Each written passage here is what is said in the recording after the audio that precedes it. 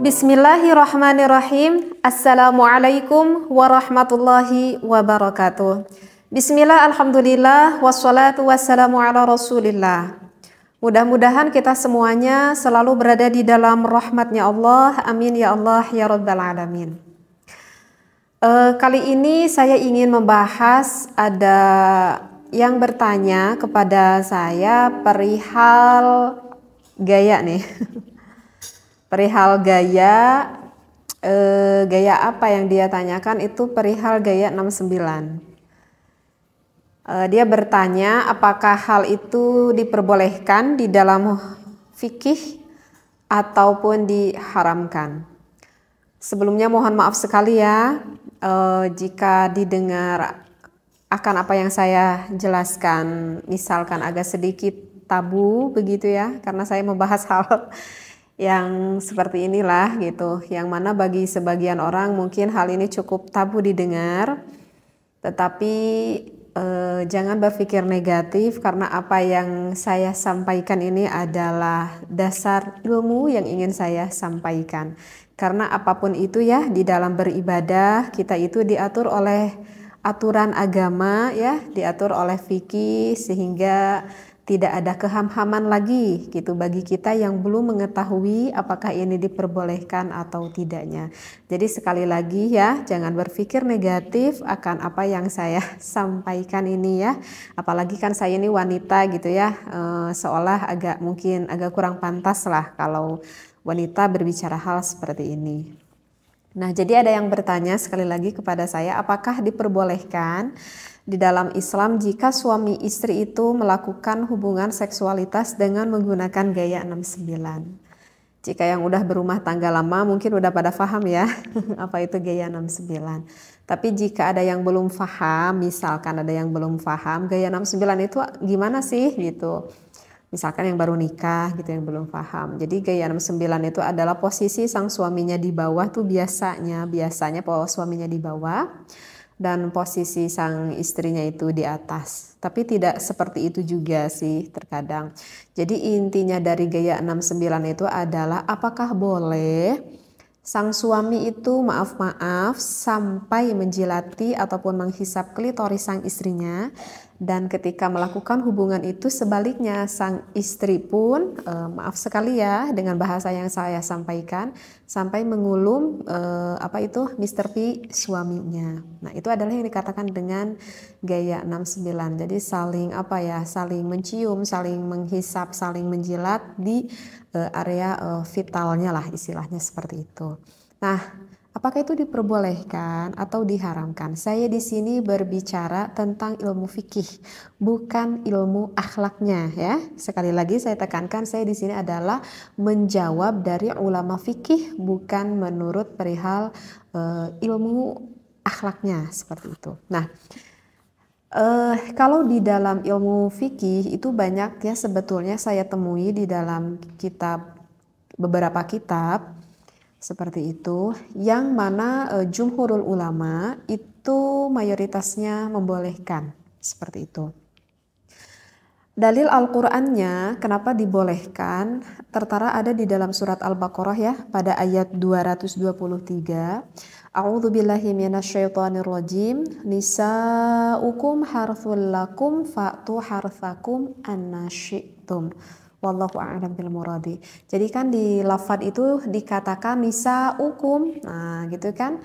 Wanita ataupun istri kamu itu adalah harthul lakum, adalah sawah ladang bagimu. Artinya sawah ladang suami. Fa'tu, maka datangilah gitu ya. Harthakum, ladangmu itu anna syi'tum. Nah, di sana itu ada lafad anna syi'tum. Kalau kita lihat di tafsirnya, lafad anna syi'tum itu bermakna aimin ayna syi'tum. Jadi bermakna artinya aimin ayna syi'tum itu kita boleh melakukan di mana saja seperti itu. Artinya ya di tempat yang diinginkan oleh suami dan juga istri. Kemudian wa mata syi'tum, maknanya itu adalah wa mata syi'tum, kapan saja jika suami dan istri menghendaki boleh dilakukan. Kemudian kaifa syi'tum, dan nah ini kaifa syi'tum, bagaimana saja sesuai kehendak yang kalian sukai, artinya sesuai kehendak yang disukai oleh istri dan juga suami kamu. Jadi ini yang salah satu dasar referensi ayat Al-Quran yang mana membolehkan kita melakukan gaya 69 itu, karena tidak ada larangan di sana. In kana dzalika min simamin wahidin, jika ada dari lubang yang satu. Nah, di sini adalah penekanan yang jelas asal masuknya itu ke lubang yang satu, yaitu ke lubang vagina sang istri. Nah, jadi dalil Al-Quran ini yang menunjukkan bahwa suami boleh bersenang-senang dengan istrinya dengan gaya apapun selama suami dan istrinya itu saling suka, saling meridhoi, tidak ada keterpaksaan antara suami dan juga istri. Nah, itu yang perlu digarisbawahi. Nah, kemudian saya akan membacakan dari referensi kitabnya ya, barusan dari dalil Al-Quran, sekarang dari referensi kitabnya. Di sini dikatakan wattafaqal fuqaha'u, sepakat nih para ulama ahli fikih ala annal jima'a, atas melakukan jima, yahrumu diharamkan fi halataini, dari kedua keadaan. Ada dua hal yang gak boleh dilakukan berhubungan intim, itu adalah fid duburi, jika suami memasukkan ke lubang belakang ataupun lubang duburnya, wafil haidi, ataupun memasukkan milik suami kepada istrinya ketika istrinya itu sedang berada di dalam keadaan haid. Nah, itu juga yang diharamkan ya, udah jumhurul ulama, itu udah sepakat seluruh ulama. Wa amma masiwahuma, wa amma dan adapun sesuatu masiwahuma selain dari keadaan dua tadi, yaitu yang dubur dan juga haid, faqad ikhtalafu fihi, maka sesungguhnya itu berbeda pendapat ulama. Oleh karena itu kan saya katakan ini adalah menurut pandangan ilmu fikih, bukan menurut pandangan ilmu akhlak. Faqad qala asy-Syaikh Zainuddin bin Abdul Aziz Al-Malibari fi Fathul Mu'in, berkata asy-Syaikh Zainuddin bin Abdul Aziz Al-Malibari di dalam kitab Fathul Mu'in. Di sana kalau para santri ini udah populer kitab Fathul Mu'in ya. Jadi itu kitab fikih yang banyak sekali dipelajari di pesantren-pesantren. Nah, bagi yang pernah ngaji kitab Fathul Mu'in, di sana kita akan menemui faslun fil kafaah ya. Di sana kita akan menemui faslun fil kafaah, bisa dibuka lagi referensi kitabnya. Kemudian kita lihat agak ke bawahnya itu ada tatimatun ya. Ada tatimatun, di sini ada pembahasan yang mengatakan seperti ini. Jadi di dalam tatimatun itu yang membahas fi bayani ba'di adabin nikah ya, di dalam menjelaskan sebagian adab-adaban tentang nikah. Nah, ada yang dikatakan oleh Syekh Zainuddin, referensinya seperti ini. Ya juzu, diperbolehkan li zauji, bagi suami, kullu tamattu'in, boleh sang suami bersenang-senang ya, boleh suami bersenang-senang minha, dari istrinya, bima siwa halqati duburiha, selain ataupun kecuali dengan sesuatu yang berada di lubang duburnya, lubang dubur sang istri, dari lubang belakang. Nah, itu nggak boleh. Walau bimasyi badriha, nah kecuali nih walau bimasyi badriha, yang diperbolehkan itu walaupun sang suaminya itu sampai menghisap klitoris sang istrinya. Nah, jadi di dalam kitab Fathul Mu'in yang berkata Syekh Zainuddin bin Abdul Aziz, di sana dikatakan hukumnya diperbolehkan sang suami menghisap klitoris sang istrinya. Nah, begitu juga sebaliknya, sang istri juga diperbolehkan untuk mengulum milik sang suaminya yang kita kenal dengan gaya 69 ini gitu ya. Nah, jadi bagi sang suami ataupun sang istri, jika hal itu memang dianggap diperlukan dan saling menyukai, maka tak perlu ada keraguan kalau berbicara di dalam ilmu fikih, ulama di dalam mazhab Imam Syafi'i memperbolehkannya. Dengan syarat sang istri dan juga sang suami saling suka ya, saling meridhoi seperti itu. Kalau misalkan istrinya nggak mau gitu, kalau misalkan pengantin baru gitu ya, itu kemungkinan kebanyakan para istri tuh nggak mau gitu ya, karena mungkin agak jijik juga gitu ya, dan merupakan hal yang sangat di luar bayangan mungkin, sehingga nggak mau melakukan hal itu. Nah, tetapi kalau misalkan dengan berjalannya waktu dengan sedikit suami merayu-merayu begitu ya, kebanyakan sih wanita tidak akan merasa keberatan sih seperti itu.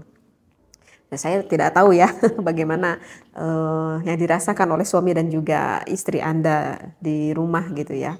Cuman kebanyakan gitu kalau saya dengar gitu seperti itu.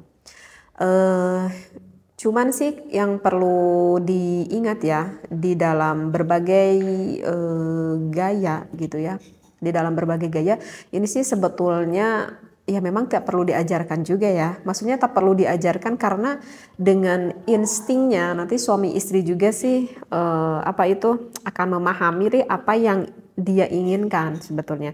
Jadi yang ingin saya titik beratkan di sini itu adalah bukan gayanya itu sih sebetulnya, tetapi hukumnya itu apakah diperbolehkan atau tidaknya. Jadi yang ingin saya sampaikan bukan gayanya tetapi hukumnya. Nah, kalau bertanya hukumnya di dalam fikih ya diperbolehkan.